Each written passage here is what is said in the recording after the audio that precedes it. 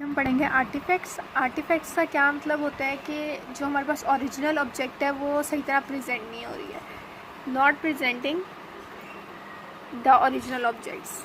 अब आर्टिफैक्ट्स किस तरह के होते हैं? दो तरह के होते हैं। एक हमारे पास होता है इरिवर्सिबल, एक हमारे पास होता है रिवर्सिबल। जैसे कि हमें पता है कि रिवर्सिबल चीज़ जो होती है वो हम रिमूव कर सकते हैं, लेकिन इरिवर्सिबल चीज़ जो है उसको हम कम कर सकते हैं लेकिन निकाल नहीं सकते हैं। Some artifacts are irreversible and may only be reduced rather than eliminated. और रिवर्सिबल आर्टिफैक्ट कौन से होते हैं? जो हम रिमूव कर सकते हैं। फॉर एग्जांपल इरिवर्सिबल की एग्जांपल देख लें कि जैसे CSF इन ब्रेन है, स्पाइनल कॉर्ड है, वो मोशन करता रहता है, वो रुक नहीं सकता, तो उससे जो आर्टिफैक्ट क्रिएट होगा वो हम लोग रिमूव नहीं कर सकते, उससे कम कर सकते हैं। रिवर्सिबल आर्टिफैक्ट क्या है कि जैसे कोई आर्टिफैक्ट प्रोड्यूस होता है एक पेशेंट की पोजीशन से, वो हिलता है और उसके मोशन करने की वजह से मोशन आर्टिफैक्ट प्रोड्यूस हो जाता है, उसको हम एलिमिनेट कर सकते हैं। किस तरह कर सकते हैं? कि पेशेंट को स्टेबल करके। अब हम स्टार्ट करेंगे आर्टिफैक्ट। सबसे पहले मेरे पास है फेज मिस मैपिंग। ये जो फेज मिस मैपिंग आर्टिफैक्ट है इसको हम गोस्टिंग आर्टिफैक्ट भी कहते हैं। अब ये किस वजह से हो रहा है? इसका नाम बता रहा है कि ये फेज मिस मैपिंग यानी फेज जो है वो उसमें कोई प्रॉब्लम आ रही है, उस वजह से हो रहा है। ये किस वजह से हो रहा है? It produces replication of moving anatomy across the phase encoding direction. अब हमने पढ़ा था कि हमारे पास इनकोडिंग कौन कौन सी होती है? फ्रीक्वेंसी इनकोडिंग होती है और एक हमारे पास फेज इनकोडिंग होती है। फ्रीक्वेंसी इनकोडिंग हमारे पास क्या होती है? फ्रीक्वेंसी इनकोडिंग होती है इंटीरियर टू पोस्टीरियर, यानी कि अंदर से बाहर की तरफ। और फेज इनकोडिंग हमारे पास किस तरह होती है? Right to left. तो जब फेज इनकोडिंग में मसला आएगा यानी to right to left side पे कोई प्रॉब्लम आएगी तो वो क्या क्रिएट करेगी? Phase mismapping artifact. अब जैसे ये देखें, ये एक हमारे पास आर्टिफैक्ट आया हुआ है, किसकी वजह से? फेज मिस मैपिंग की वजह से। क्या हो रहा है कि रेप्लिकेशन हो रही है मूविंग एनाटमी की। ये ऊपर नीचे हम देख सकते हैं, ये देखें। अच्छा, आगे इसका बताया हुआ क्यों हो सकता है? It is usually originate from anatomy moves periodically through out the scan. कि कोई चीज़ जो है वो मूव कर रही है थ्रू आउट द स्कैन, जितनी देर में स्कैन हो रहा है उतनी देर मूव करी जा रही है, तो हमारे पास क्या होगा? फेज मिस मैपिंग या गोस्टिंग आर्टिफैक्ट। मूव करने का क्या मतलब है? जैसे चेस्ट वॉल, हम सांस लेते हैं तो जो है वो हमारे चेस्ट ऊपर नीचे मूव करती है, उस वजह से। फिर पल्सटाइल मूवमेंट ऑफ वेसल, जैसे हमारी जो हमने देखा है कि हम लोगों की जो ब्लड वेसल्स हैं वो पल्सुएट करती रहती हैं, यानी फड़कती रहती हैं ऐसे ऐसे करके। जब हम अपनी पल्स भी चेक करते हैं तो हम देखते हैं उसकी पल्सटाइल मूवमेंट ही हम चेक करते हैं। CSF हमारे पास है सेरिब्रोस्पाइनल फ्लूइड। सेरिब्रोस्पाइनल फ्लूइड हमें पता है ये हमारे पास कहाँ कहाँ पे होता है? ये हमारे पास होता है ब्रेन एंड स्पाइनल कॉर्ड में। फिर स्वॉल्विंग मतलब निगलना, हम कोई चीज़ खा रहे हैं इस दौरान तो उसकी वजह से। आई मूवमेंट, हाँ ये तो आई मूवमेंट तो कंपल्सरी है, इंसान आई मूवमेंट करता है जब भी वो किसी चीज़ को देखता है या कोई और भी सिचुएशन हो, तो उस वजह से हमारे पास फेज मिस मैपिंग आर्टिफैक्ट आ जाता है। अगर हम इको प्लानिंग इमेजिंग करेंगे तो ये क्या करेगी? ये रिड्यूस करेगी आर्टिफैक्ट को। नेक्स्ट हमारे पास है इलिएजिंग आर्टिफैक्ट। इलिएजिंग का दूसरा नाम है रैप राउंड। इस वजह से होता है, ये हमारे पास होता है MRI हार्डवेयर में।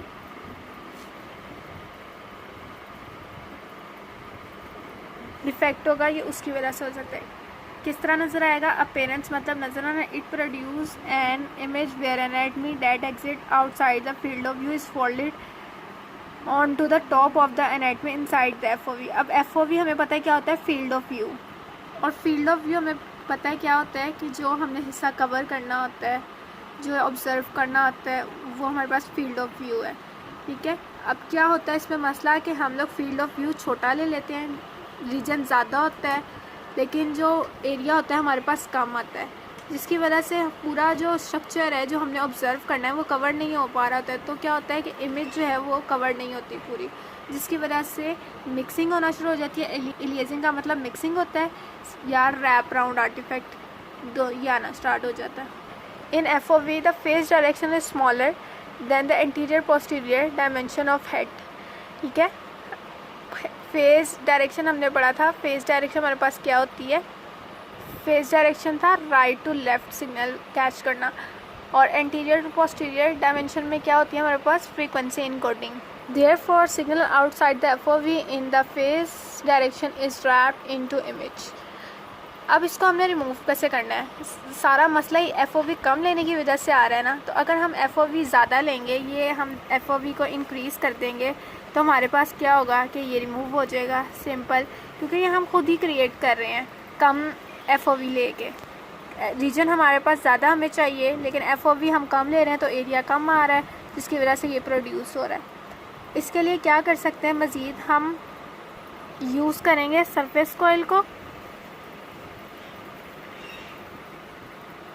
तो क्या होगा कि no signal detect outside the FOV।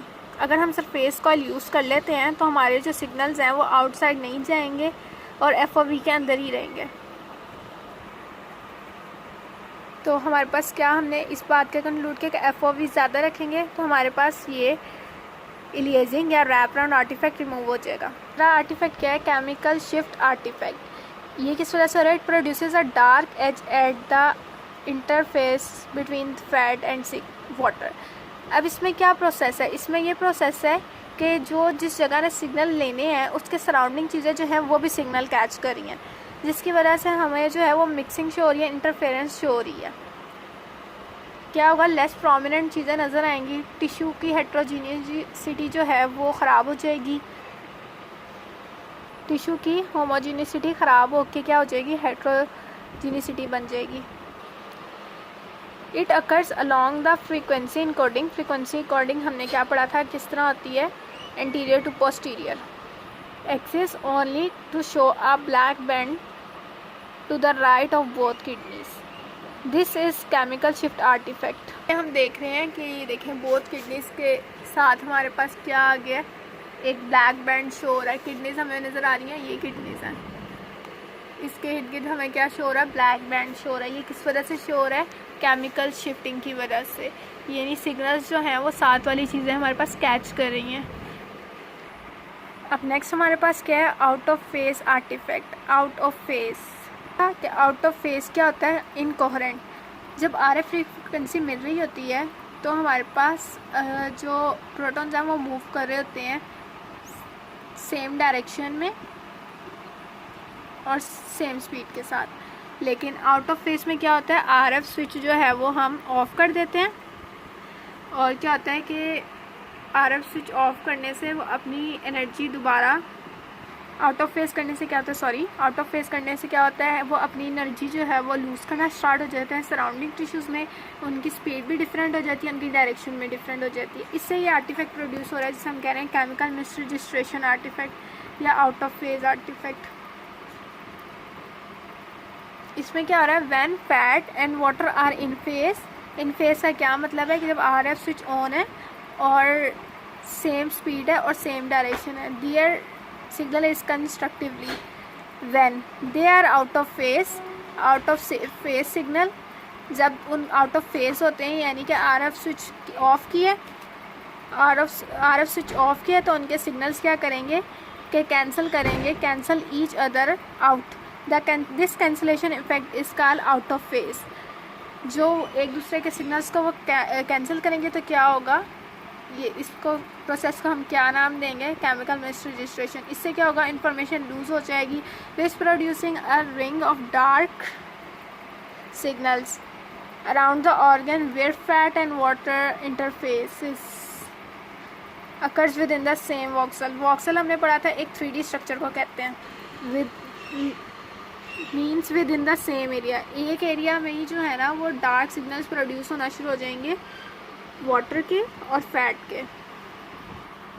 इसने कहा है it is the most degrading image in the gradient pulse sequence. Gradient pulse sequence में हमें पता है कौन कौन सा आता है, T1 T2, where gradient reversal is ineffective. हम ग्रेडियंट रिवर्सल लगाएंगे तो ये क्या होगा, इनइफेक्टिव हो जाएगा। देखें जैसे यहाँ किस तरह वाटर और फैट के सिग्नल आपस में मर्ज हो रहे हैं, इंटरफेस कर रहे हैं। ब्लैक लाइंस प्रोड्यूस हो रही हैं अराउंड दी एब्डोमेन, तो ये क्या कह रहा है, केमिकल मिसरजिस्ट्रेशन। उसके बाद नेक्स्ट आर्टिफैक्ट हमारे पास कौन सा है, ट्रंकेशन आर्टिफैक्ट। इसको हम कहते हैं गिब्स फिनोमिनन। गिब्स फिनोमिनन ये क्या है, this artifact produces a bending artifact at the interface of high and low signals. अब हमें यहाँ से ही बता रहा है कि high and low signal mix होंगे तो क्या बनाएंगे। हमारे पास ब्रेन है, ब्रेन का एक्सेल स्लाइस है, इसमें हमारे पास due to under sampling of data की वजह से हमारे पास ब्राइट और डार्क सिग्नल्स शो हो रहे हैं, हाई एंड लो सिग्नल्स हम कह सकते हैं।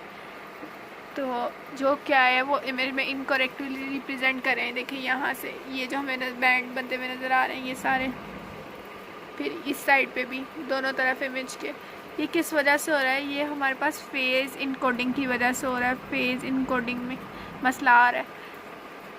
फेज़ इनकोडिंग हमने पता था हमारे पास क्या होता है, राइट टू लेफ़्ट, ठीक है। फ्रीक्वेंसी इनकोडिंग हमने क्या पढ़ा था, फ्रीक्वेंसी इनकोडिंग हमारे पास होती है एंटीरियर टू पोस्टीरियर, यानी अंदर से बाहर आना, और फ्रीक्वेंसी फेज़ इनकोडिंग क्या थी, राइट टू लेफ़्ट। उसके बाद अगला आर्टिफैक्ट है मैग्नेटिक सस्पेक्टिबिलिटी आर्टिफैक्ट। नाम से ही पता चल रहा है किसी मैग्नेटिक थिंग की वजह से, मेटालिक थिंग की वजह से, due to metallic thing rod की वजह से। This artifact produce distortion of image together with large signals word show metal. Magnetic susceptibility artifact from a hair they present within the image volume. जैसे कि image में हम दे सकते हैं कि ये हमारे पास आगे आ रहा है मैग्नेटिक सस्पेक्टिबिलिटी आर्टिफैक्ट। ये किस वजह से आ रहा है, ये कोई मेटालिक थिंग जो होती है सबसे ज़्यादा इम्पोर्टेंट है कि वो इसमें आ जाए सामने, जैसे रॉड वगैरह। ये देखिए इसमें आ रहा है, ये इस इमेज में भी आ रहा है। क्या करता है, ये लार्ज डिस्टॉर्शन कर देता है। डिस्टॉर्शन मतलब ख़राब कर देता है इमेज को। क्या हो रहा है इसमें कि हमारे पास डिस्टॉर्शन हो रही है, मैसिव डिस्टॉर्शन हो रही है।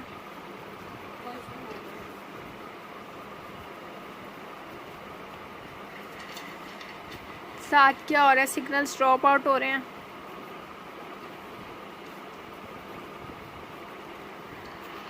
और ये वर्स्ट किस में होता है, लॉन्ग TEO या ग्रेडियंट इको सीक्वेंस में ये हमारे पास वर्स्ट होता है। Although it can also be seen from the naturally occurring iron content of hemorrhage. These magnetize to a much degree of surrounding tissues. Ferromagnets objects have a very high magnetic susceptibility and cause distortion of the image. फेरोमैग्नेट्स जो होते हैं हमारे पास, उनकी जो है वो very high magnetic susceptibility होती है, और वो क्या करते हैं, ज़्यादा डिस्टॉर्शन करते हैं, ज़्यादा ख़राब करते हैं इमेज को। It is more prominent in the gradient sequence as the gradient reversal can not compensate for the phase difference at the interface. इसको हम कम करने के लिए क्या करते हैं, इको टाइम कम कर देंगे और साथ क्या करेंगे, यूज़ करेंगे स्पिन इको।